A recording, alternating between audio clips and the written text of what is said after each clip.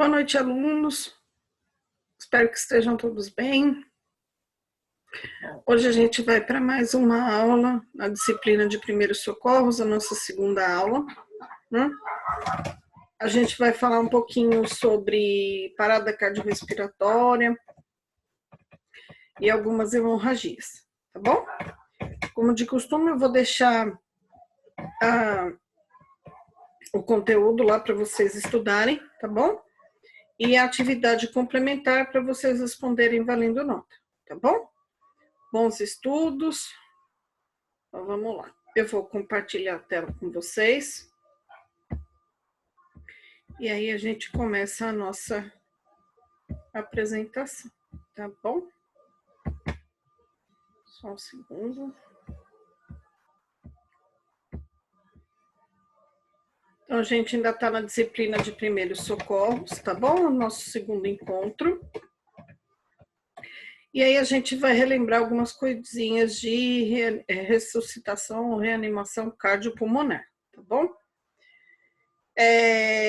Ela tem que facilitar, tem que ser eficiente tanto a compressão cardíaca quanto a ventilação, tá? Então, a gente tem que fazer a técnica de maneira adequada, posicionamento correto da vítima, posicionamento correto do socorrista, localização dos pontos de compressão, ou seja, onde que eu vou fazer a compressão, né?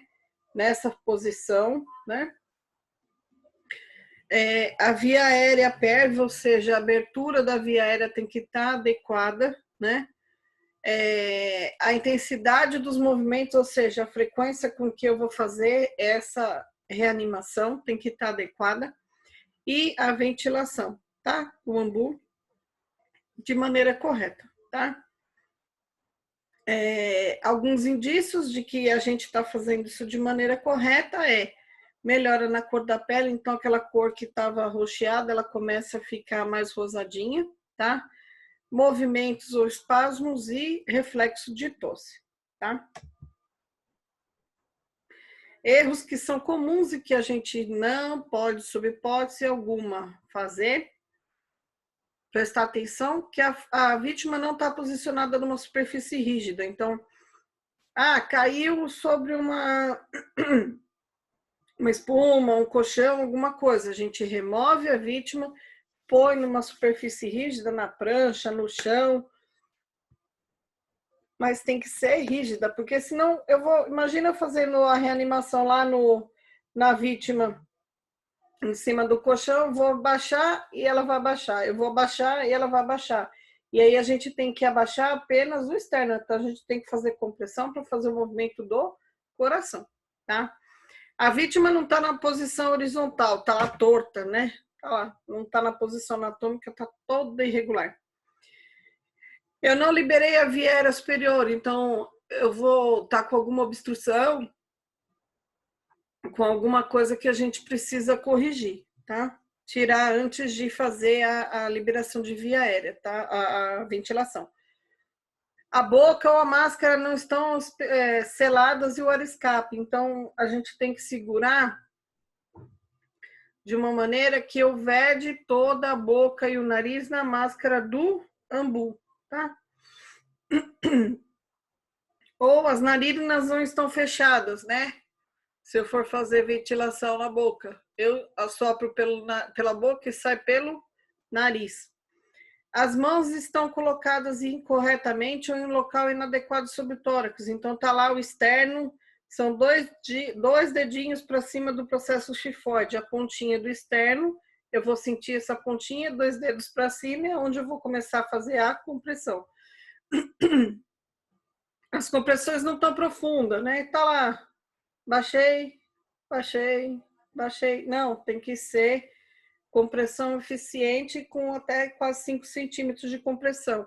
E não é o meu cotovelo, não pode dobrar, meu cotovelo está sempre esticado e eu estou com o peso do meu corpo fazendo a compressão, tá?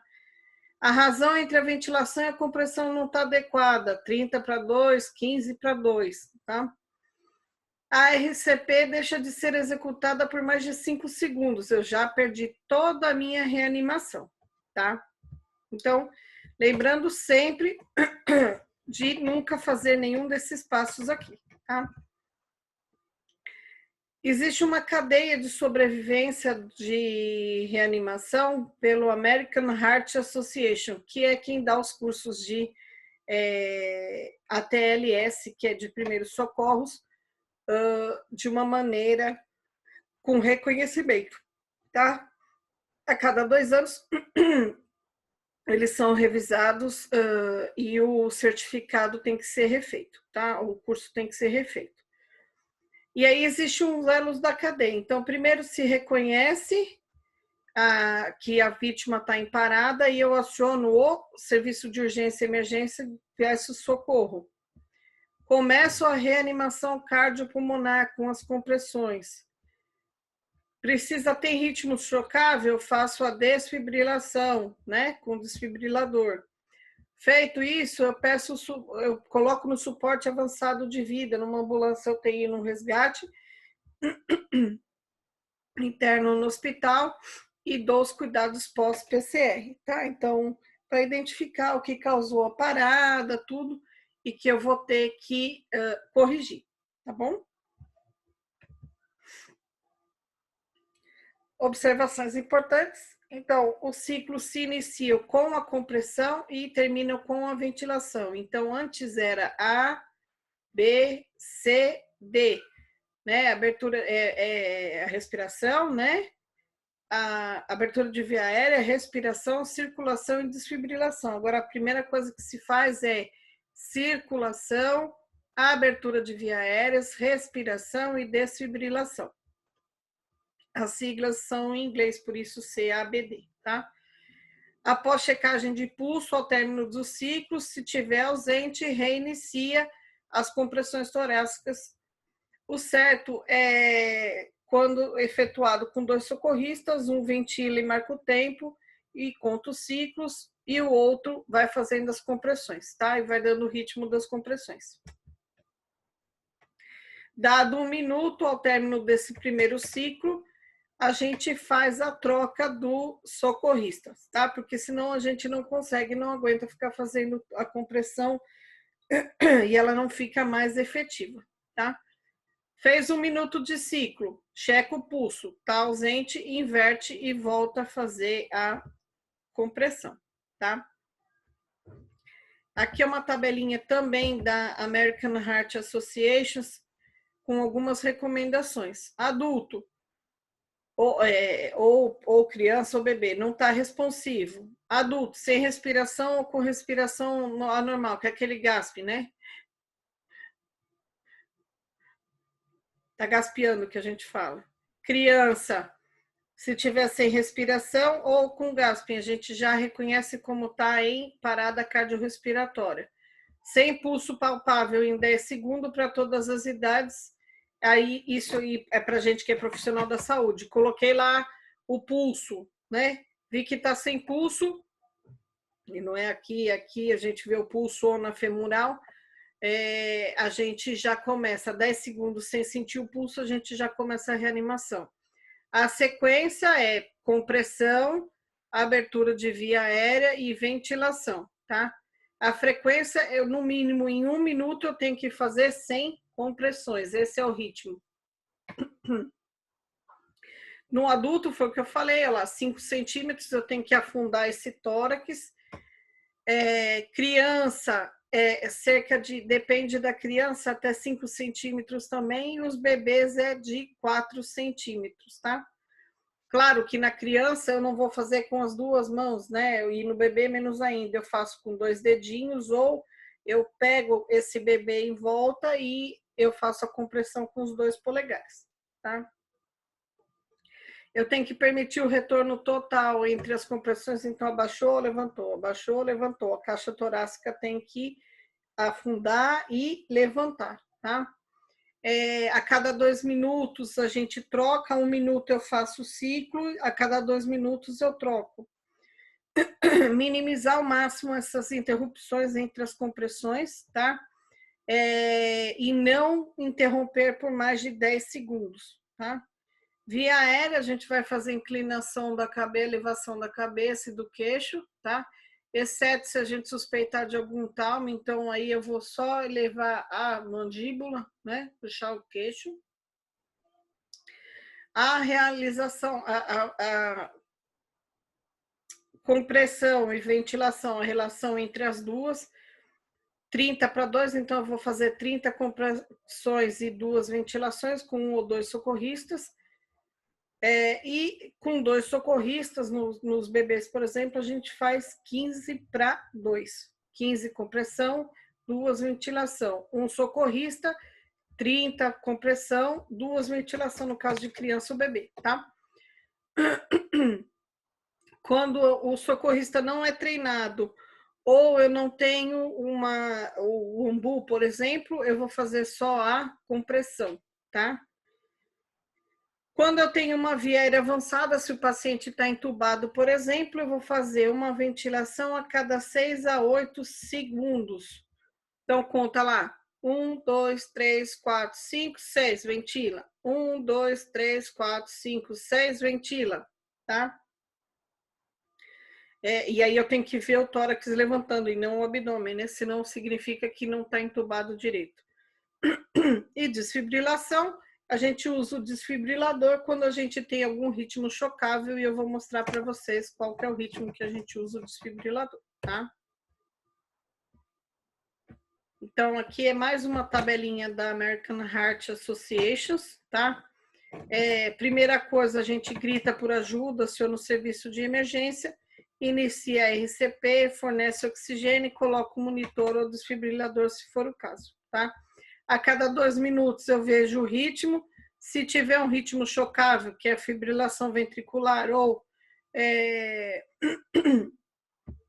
taquicardia ventricular, a gente faz o ritmo, tá? Faz uma RCP, choca, faz uma RCP contínua, monitora a qualidade e volta a fazer, tá? Se tiver acesso, a gente vai fazer epinefrina, noradrenalina a cada 3 a 5 minutos. E a amiodarona no caso de um ritmo chocável, tá? Se eu tiver com o paciente entubado, eu vou monitorar a capnografia para ver a quantidade de oxigênio, para ver se, de CO2 que ele está eliminado, se está certo, tá bom? Fez isso, voltou, eu vou dar os cuidados pós-parada, tá bom? Aqui tem algumas observações, né? Então, tem que afundar 5 centímetros, tem que fazer 100 compressões por minuto, tem que aguardar o retorno do tórax, minimizar interrupções entre as contrações, evite ventilação excessiva, então aquelas 6 a 8 segundos uma ventilação, alterne as compressões com a pessoa, troca o socorrista a cada 2 minutos. Se não tiver com a via aérea avançada, né, com a intubação, 30 compressões para 2, 15 para 2 nos bebês. Se tiver com capnografia, a frequência de eliminação de CO2 tem que estar abaixo de 10 milímetros. O retorno da circulação, eu vou ver que está com pulso e com pressão, tá? Evitar fazer de novo um aumento, evitar que aumente muito essa pressão de CO2, tá? Vou dar o choque, tá? De 120 a 200 joules, se eu conheço, né? A frequência, eu tenho acesso a essa recomendação do fabricante. Se for um desfibrilador de monofase, eu vou dar um choque de 360. Então, depende muito do aparelho que eu estou usando. Adulto, a epinefrina ou adrenalina, eu vou dar 1 miligrama a cada 3 a 5 minutos. E a vasopressina, 40 unidades, que pode substituir a primeira ou a segunda dose da adrenalina, tá? A amiodarona, a primeira dose em bolos de 300 miligramas e a segunda dose de 150 miligramas, tá? Essa é a dose máxima, eu faço só 2 doses de amiodarona e parou. Via aérea avançada ou a glândula, né, aquela Guedel, né, que é a supraglótica, ou a intubação em si, tá bom? E aí eu vou fazer a capnografia se tiver.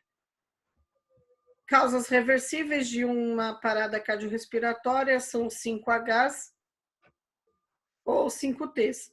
Então, hipovolemia, hipóxia, acidose, hipo ou hipercalemia, hipotermia, tensão do tórax por pneumo, tamponamento cardíaco, alguma toxina, trombose pulmonar ou trombose coronária. Essas são causas reversíveis da parada cardiorrespiratória e aí a gente consegue fazer a reanimação efetiva, tá bom? Ritmos chocáveis, então a fibrilação ventricular, quando a gente coloca o desfibrilador, a gente vai ver essa linha ou essa linha que é a taquicardíaca, tá? Não chocáveis, que está em assistolia, que é a linha contínua, ou a ESP, que é o ritmo normal. Se tiver com esse ritmo, eu não vou chocar, tá? Estados de choque. A gente vai entender um pouco agora de choque, como que eu consigo identificar que o meu paciente tá chocado ou em estado de choque, tá?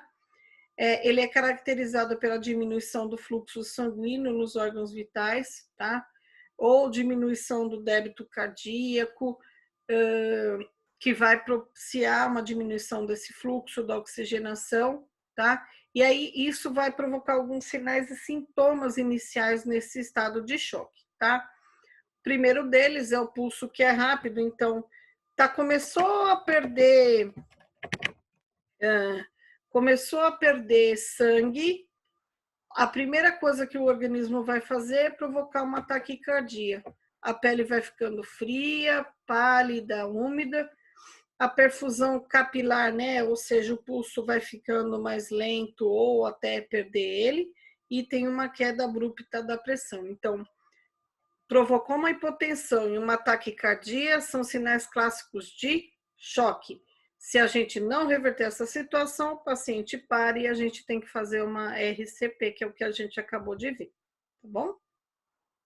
Existem alguns tipos de choque. O choque, a gente pode ter um choque hipovolêmico, que é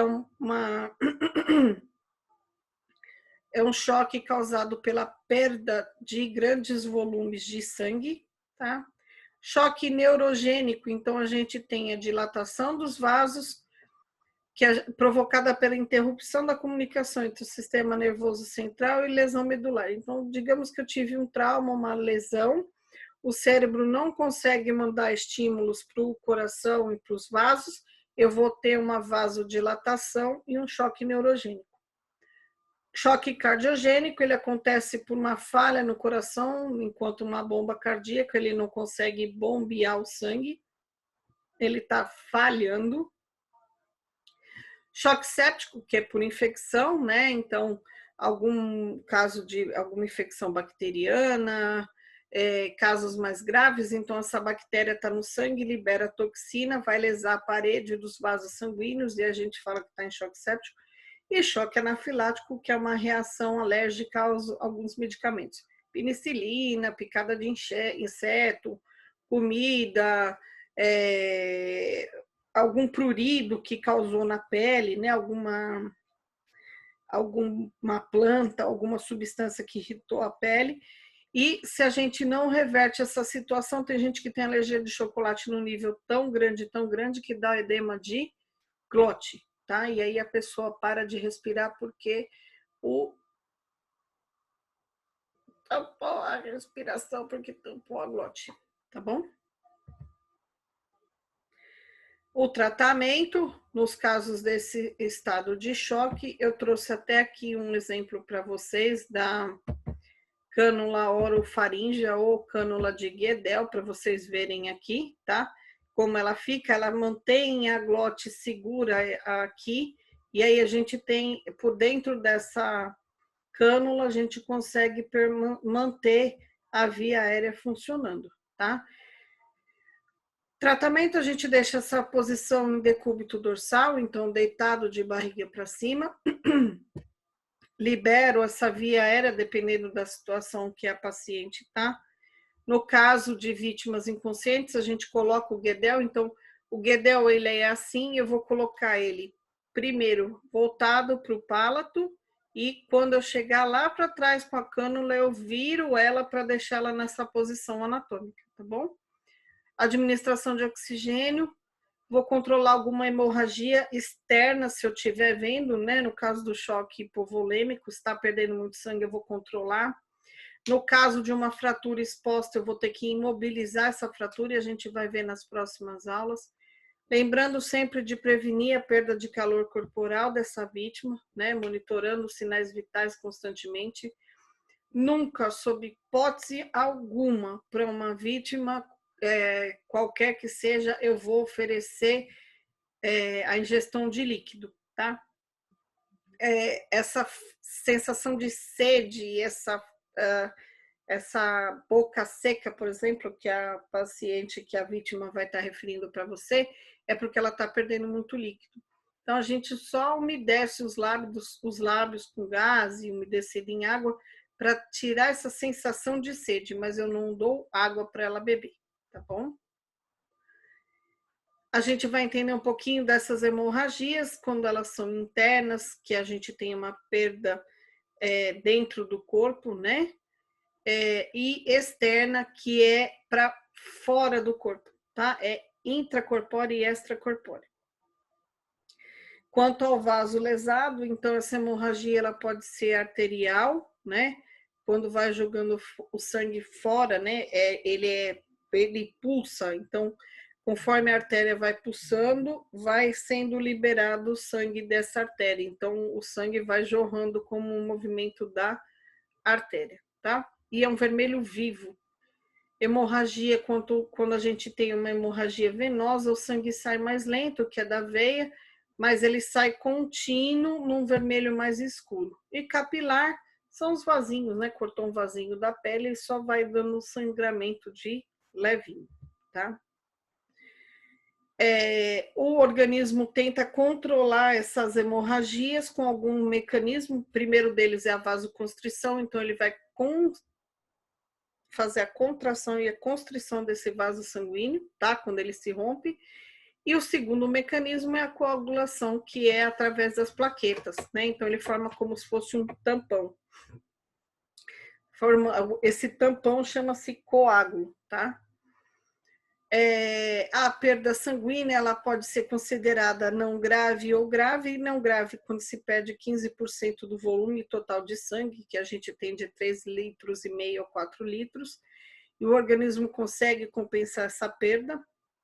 E grave é quando a gente já perdeu mais do que 15% do volume do líquido, de sangue, e se eu não fizer um tratamento imediato, repor com soro, com sangue e com plasma, por exemplo, eu coloco em risco a vida dessa pessoa. Internamente, eu vou reconhecer essa hemorragia com alguns sinais e sintomas, então hematoma, escoriação, sinais sugestivos, então a gente vê uma pancada no tórax ou no abdômen.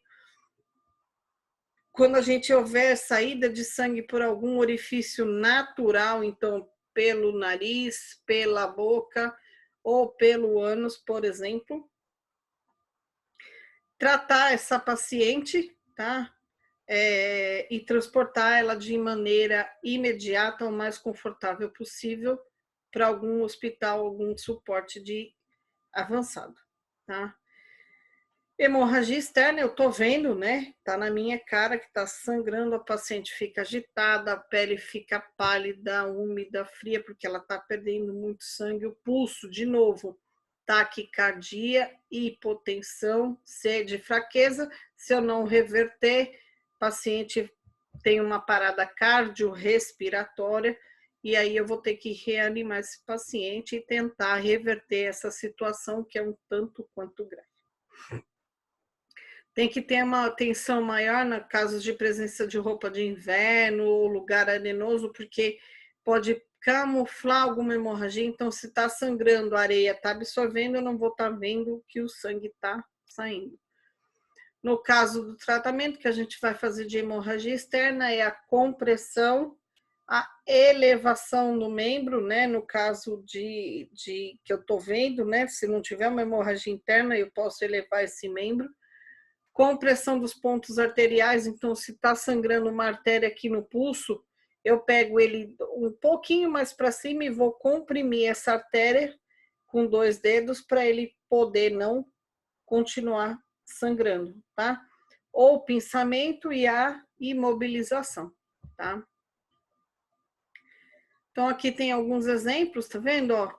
Hemorragia arterial, o pulso fica vermelho vivo e fica pulsando, tá? Tá vendo aqui a compressão que eu acabei de falar? A gente comprime onde está a artéria. A hemorragia por um rompimento de uma veia, por exemplo, o fluxo é mais lento, mais estável, então ele é continuamente, ele vai ficar saindo aquele sangue, é um vermelho mais escuro, como a cor do sangue quando a gente vai tirar, coletar algum sangue, a gente vai ver, tá? E o capilar, então é só um vasinho que rompeu, ele é bem lentinho e uniforme, praticamente se a gente fizer uma compressão aqui, ele já vai parar. Lembra que eu falei? Deixa eu pegar essa aqui que tá maior. Eu faço a compressão do local onde eu tô tendo essa hemorragia, pego o ponto de pressão e faço a elevação. Então, se foi aqui na artéria, por exemplo, eu comprimo e elevo para diminuir o fluxo de sangue para esse local. Então, comprimo em cima, comprimo embaixo, diminuo a quantidade de sangue e a quantidade de sangue que vai se perder pela artéria ou pela veia passa a ser bem menor do que se eu deixar esse baço para baixo ou essa perna para baixo que seja, é que aqui o exemplo é da mão, por exemplo, mas pode ser a perna, eu vou comprimir e vou elevar do mesmo jeito. Se eu deixar para baixo, anatomicamente e pela lei da gravidade, o sangue vai fluir para baixo, né, para as periferias e ele vai continuar saindo em grande quantidade, tá bom? Essa foi um pouquinho da nossa aulinha de hoje para a gente relembrar algumas coisinhas de reanimação cardiopulmonar e de hemorragias, daquilo que a gente pode fazer para tentar salvar essa vida do nosso funcionário, de um paciente que chegou lá para a gente no nosso posto de trabalho e que eu vou tentar salvar e garantir a vida dele, tá bom? Vou deixar lá a atividade para vocês como de costume e a gente se vê na próxima aula. Abraço a todos. Tchau, tchau.